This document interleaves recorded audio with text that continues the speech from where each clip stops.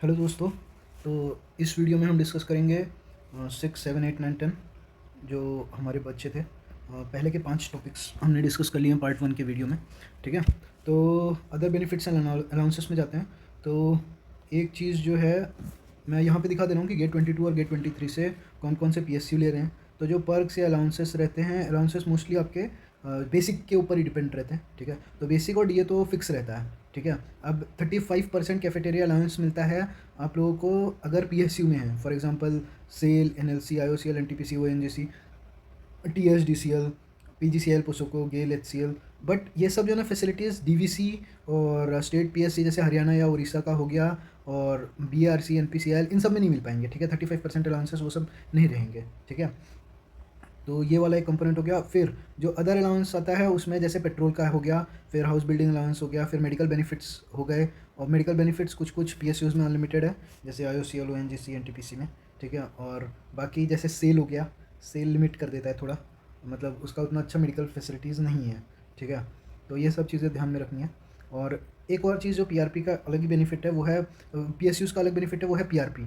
ठीक है। तो PRP 40% ऑफ एनुअल बेसिक एक बल्क अमाउंट मिल जाता है विथ टैक्स डिडक्शन। ठीक है।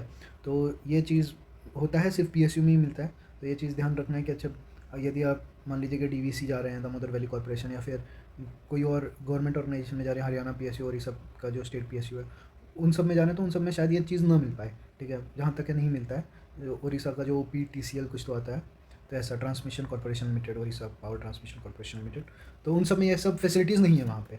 ठीक है।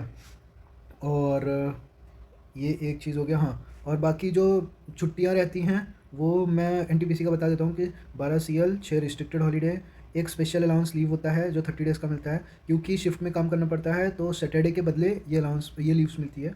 ठीक है। और फिर एक अर्न लीव 30 डेज़ की रहती है, SL सिक लीव रहती है और हाफ पे लीव रहती है 20। और IOCL या फिर बाकी कंपनीज़ में ये SAL नहीं मिलता है। ठीक है। उनका अलग ही सिस्टम रहता है, मेरे को एग्जैक्टली नहीं मालूम है। ठीक है। और बाकी ONGC में अगर जाते हैं 14 डेज़ ऑन ऑफ रहता है, तो वहाँ पे भी EL और CL ये दोनों मिल जाता है और सिक लीव भी मिल जाती है। ठीक है। और बाकी जो एक अलाउंस बोले या फिर जो भी बेनिफिट भी नहीं, मतलब एक रहता है कि टाउनशिप, यदि आप दूर रिमोट लोकेशन में रह रहे हैं तो टाउनशिप को ध्यान में रखना है कि अच्छा कौन से कंपनी की टाउनशिप अच्छी है, कौन से कंपनी की नहीं है। जैसे सेल की टाउनशिप काफ़ी अच्छी है। ठीक है। बट वही है कि जॉब प्रोफाइल कैसा है उसका, हमको इंटरेस्टिंग लगता है कि नहीं, तो वो सभी ध्यान में रखना है। और कुछ ऐसी कंपनीज़ मिलेंगी जिनका टाउनशिप नहीं रहेगा। ठीक है। आपको सेल्फ अकोमोडेशन लेना पड़ेगा, तो ये उसमें देखना है कि ऑल्दो यदि वो 10-20 हज़ार ज़्यादा पे कर दे रहा है, ठीक है, जैसे NBCC हो गया, ठीक है, नेशनल बिल्डिंग कंस्ट्रक्शन कंपनी, तो वो अच्छा, मतलब उसका जो है अगर टाउनशिप में नहीं मिला तो आपको HRA देगा वो रहने के लिए। ठीक है। दिल्ली जैसे लोकेशन में मिल गया तो ये देखिए कि मान लीजिए कि आप सोच रहे हैं कि NTPC ज्वाइन करना है या NBCC, क्योंकि दोनों का बेसिक पे 40,000 ही है, तो एक तो कॉन्सेप्ट आएगा कि सीधा सीधा महारत्न ही चूज़ करना है। ठीक है। बट स्टिल यदि आप ये हैं कि नहीं मैं दिल्ली का ही हूँ, मेरे को दिल्ली ज्वाइन करना है, तो एक फैक्टर हो गया लोकेशन वाला। और एक चीज़ ऐसा आ जाता है ना कि टाउनशिप वाला, कि वहाँ पे आप कहीं और के ही हैं। टाउनशिप के पर्सपेक्टिव में सोचना है कि अच्छा वहाँ पे मिलेगा ही नहीं, तो 20 हज़ार का वैसे ही जो दिल्ली में कमाएंगे वैसे ही रेंट लेने में खर्चा हो जाएगा। तो ये सभी चीज़ें ध्यान में रखनी है।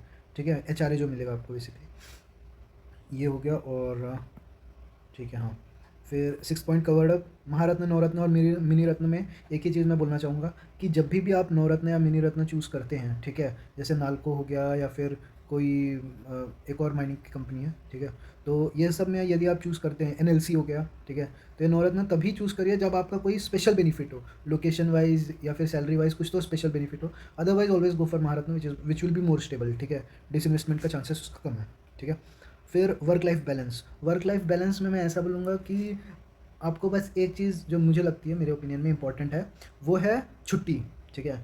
मतलब यदि आप 12 घंटे काम कर रहे हो और 12 घंटे ही बचे हैं फिर, ठीक है, तो फैमिली को टाइम नहीं दे पाओगे। ठीक है। ऐसे ही IOCL के मार्केटिंग में जहाँ तक मैंने सुना है, ठीक है, तो वहाँ पे ऐसा ही कुछ काम कभी कभार करना पड़ जाएगा।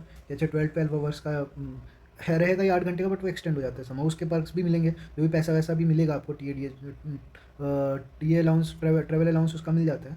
पर स्टिल जो छुट्टी है, फैमिली टाइम है, यदि आप नहीं दे पा रहे हैं तो मुझको नहीं लगता कि वो वर्क लाइफ बैलेंस है वहाँ पे। ठीक है। पर्टिकुलरली मार्केटिंग डिपार्टमेंट में बोलूँगा, वरना रिफाइनरी इज़ सुपर। ये आपका pipeline is also good IOCL का।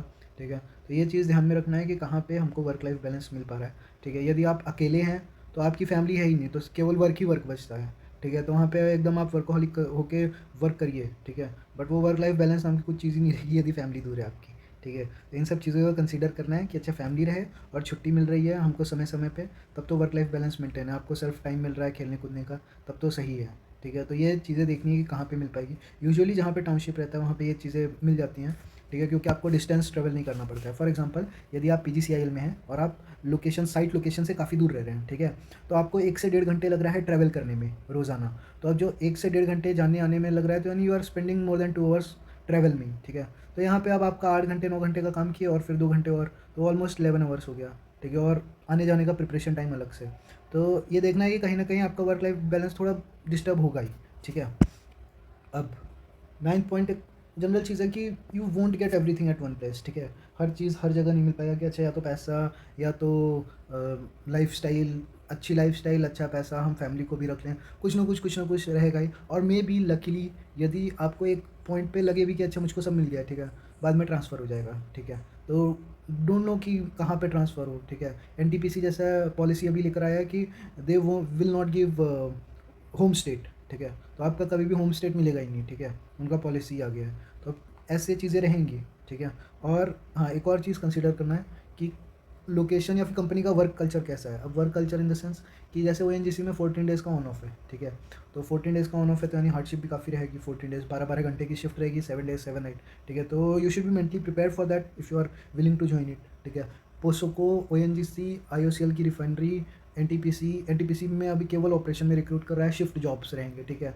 तो you should be mentally prepare कि अच्छा यहाँ का वर्क कल्चर कैसा रहेगा, ठीक है, कि शिफ्ट में जॉब रहेगा, लोग जो है थोड़ा मतलब यहाँ तक जो मैंने रियलाइज़ किया है, तो एनटीपीसी में काफ़ी कूल कल्चर है ऑपरेशन डिपार्टमेंट में, ठीक है। इट्स लाइक ओके, आप बहुत ज़्यादा अकाउंटेबल नहीं है but you are responsible, accountability seniors के पास बहुत ज़्यादा है, ठीक है, but you are responsible since you are doing critical job in control room, ठीक है।